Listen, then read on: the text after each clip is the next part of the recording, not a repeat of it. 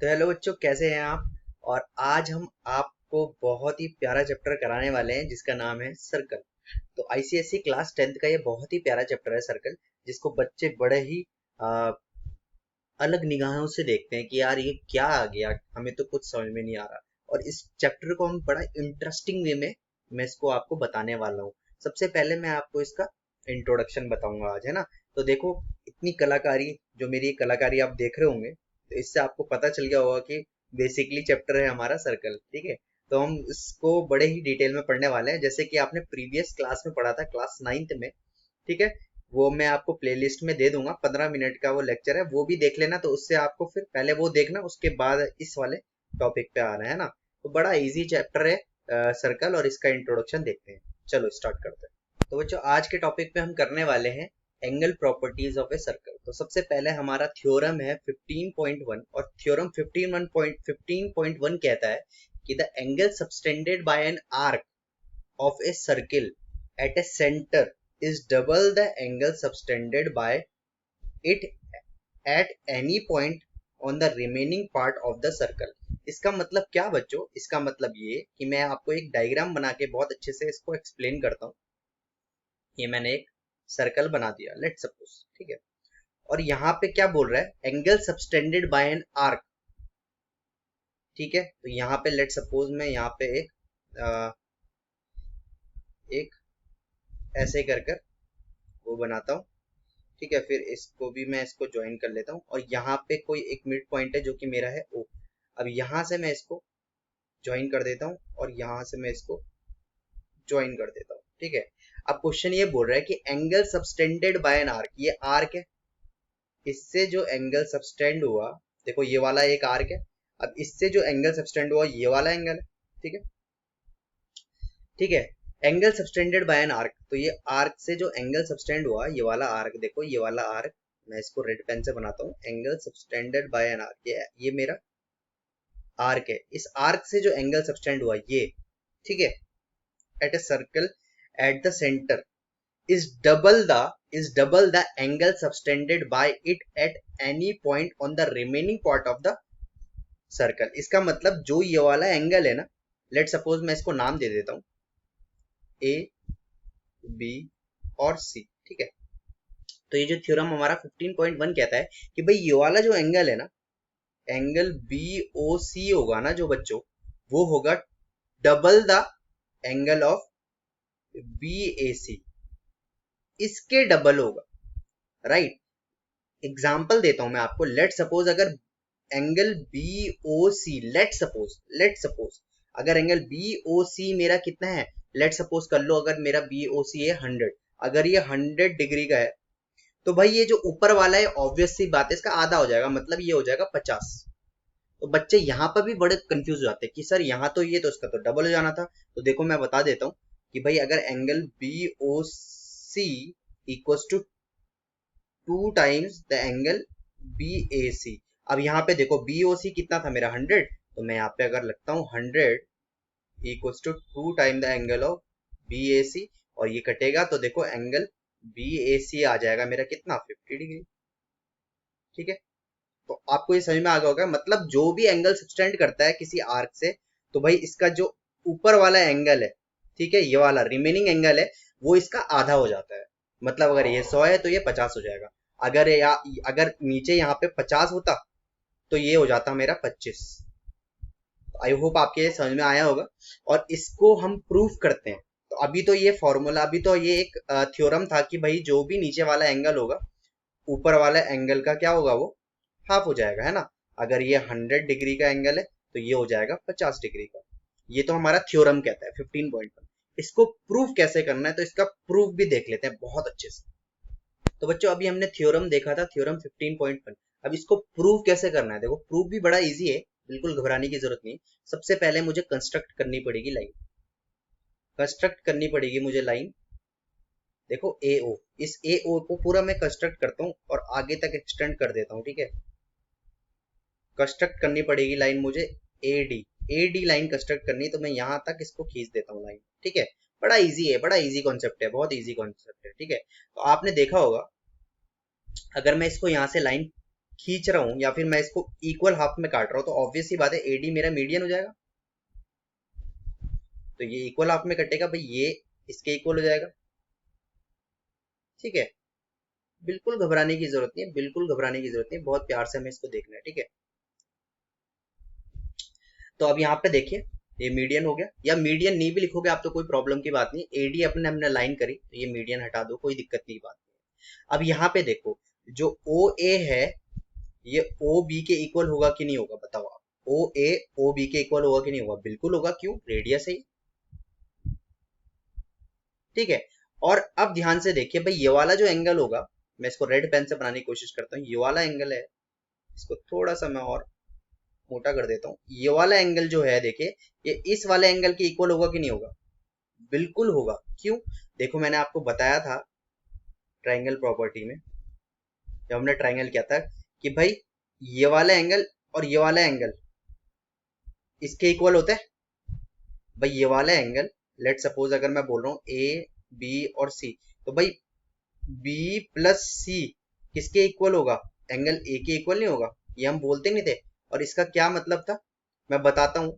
N an an external angle of a triangle is equal to sum of two interior opposite angles, इसको हम बोलते थे। तो देखो मैं यहाँ पे बोल सकता हूँ भाई, अब इस वाले ट्राइंगल को देखो, ए बी ओ डी, उस पूरे को देखो, तो भाई ये ए और ये एंगल बी, ये किसके इक्वल होगा, ये किसके इक्वल होगा, ये इसके इक्वल नहीं होगा, देखो बी ओ डी के इक्वल नहीं होगा, बिल्कुल होगा। तो मैं इसको लिख लेता हूँ, तो देखो मैं यहाँ पे बहुत अच्छे से करने वाला हूँ, in triangle A O B, देखो ए ओ बी, ठीक है, ए ओ बी मैंने किया, तो भाई angle A plus angle B जो होगा वो किसके इक्वल होगा, बी ओ डी के, है ना, एंगल बी ओ डी के। और इसका रीजन क्या है, बिल्कुल एग्जैक्टली ये वाला, तो जो मैंने अभी बताया था भाई, ये एंगल बी और एंगल सी इसके बराबर होता है ना, तो इसका रीजन मैं लिखता हूं यहाँ पे एन, यहाँ पे लिखता हूं an external angle of a triangle is equals to sum of its two interior opposite angles. ठीक है, तो मैं इसको लिख सकता हूँ, बिल्कुल लिख सकता हूँ। तो देखिए यहां से मेरे पे आ गई है कंडीशन। ठीक है, बहुत अच्छे से हमने इसको कर लिया। अब क्या है देखिए, बहुत अच्छे से देखिएगा, अब अच्छे से देखिएगा, अब मैं इसको नीचे, थोड़ा नीचे लेकर आता हूँ, और अब यहाँ पे इसको नीचे में करते हैं। ठीक है, तो अब इतना हमने कर लिया था। अब देखो यहाँ पे ये वाला मैंने कंडीशन लिख ली थी। अब यहाँ पे देखो ये वाला एंगल ए और ये वाला एंगल बी, देखो अगर कोई भी ट्राइंगल, ये दोनों साइड अगर इक्वल है तो ऑब्वियस सी बात है ये दोनों एंगल भी इक्वल होंगे। ठीक है, तो यहाँ पे इस ट्राइंगल में देखोगे आप, अगर ए ओ ए बी है ना, तो यहाँ पे अगर मैं लिखता हूँ ओ ए और बी, तो भाई अगर ओ ए इक्वल्स टू ओ बी है, तो भाई ये वाले दोनों एंगल भी इक्वल होंगे। तो इस केस में देखो, ट्राइंगल ए ओ बी के केस में भाई angle A equals to angle B नहीं हो जाएगा। तो मैं इस कंक्लूजन से लिख सकता हूँ कि भाई एंगल, अब यहाँ देखो angle A plus angle B की जगह भी मैं लिख सकता हूँ एंगल ए, बिल्कुल लिख सकता हूँ, equals to angle B O D. ठीक है, यहां से तो देखो मेरे पे ये एक कंडीशन आ गई। ठीक है, ऐसी ही सिमिलरली अभी मैंने क्या किया, मैंने यहाँ पे इस वाले, मैंने सिर्फ इसको देखा, अभी इसको देखा। ऐसी सिमिलरली अब मुझे किसको देखना पड़ेगा, मुझे इस वाले ट्राइंगल को देखना है पूरे को, और उसमें भी मैं ऐसे ही करूंगा जैसे मैंने इस पे किया। तो भाई अब मैं ये बोल सकता हूँ, इससे इस कंक्लूजन से बोल सकता हूँ कि एंगल टू, इन दोनों को मैं जोड़ता हूँ तो टू एंगल ए आ जाएगा equals to angle B O D. और इस एंगल ए को मैं क्या लिख सकता हूँ मेरे बच्चों, एंगल ए को लिख सकता हूँ ए ओ ए बी, है ना, तो मैं यहाँ लिख लेता हूँ to angle O A B equals to angle B O D. क्या बात है, ये मेरी आ गई इक्वेशन 1। ऐसी सिमिलरली मुझे अब क्या करना पड़ेगा, मैं लूंगा ए ओ सी, है ना, इन ट्राइंगल AOC, ठीक है। अब यहाँ पे देखो भाई, ये वाला एंगल ए और ये वाला एंगल सी इस एंगल के इक्वल होगा, तो मैं लिख सकता हूँ, यहाँ पे देख लेते हैं, angle A plus angle C equals to क्या हो जाएगा, एंगल COD, COD, ठीक है। और हमें पता है कि भाई एंगल ए जो है ये एंगल सी के इक्वल है, क्योंकि देखो AO इक्वल्स टू OC हो जाएगा यहाँ पे, है ना, क्योंकि रेडियस है। तो मैं लिख लेता हूँ AO equals to OC, same radius.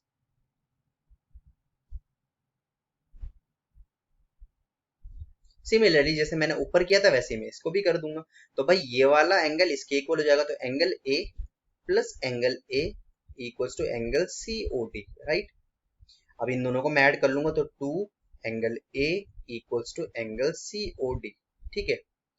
अच्छा जी, अब इस एंगल ए को मैं क्या लिख सकता हूँ, देखिए OAC लिख सकता हूँ कि नहीं लिख सकता, बिल्कुल लिख सकता हूँ। तो मैं यहाँ लिख लेता हूँ 2 angle OAC equals to angle COD, ठीक है जी।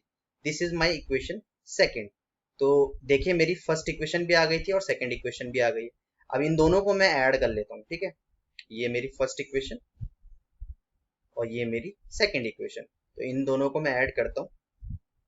Adding first and second equation, what we get is, तो देखो यहाँ पे मैं इन दोनों को ऐड करता हूँ, तो angle COD plus first angle BOD, angle BOD equals to C में क्या था, देखो 2 of angle OAC plus 2 of angle BOD में क्या था, BOD में था एंगल OAB, OAB, क्या बात है। अब इन दोनों को देखो COD प्लस BOD है, यहाँ पे देखो, देखो COD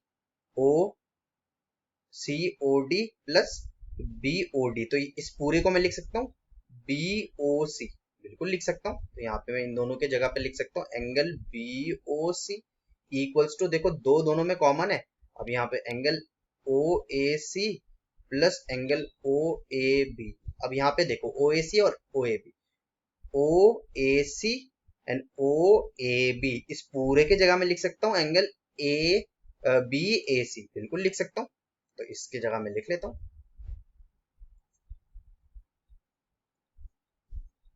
BAC, और यही तो मुझे मेरे बच्चों मुझे प्रूव करना था। देखो कितने इजीली मैंने इसको प्रूव कर दिया।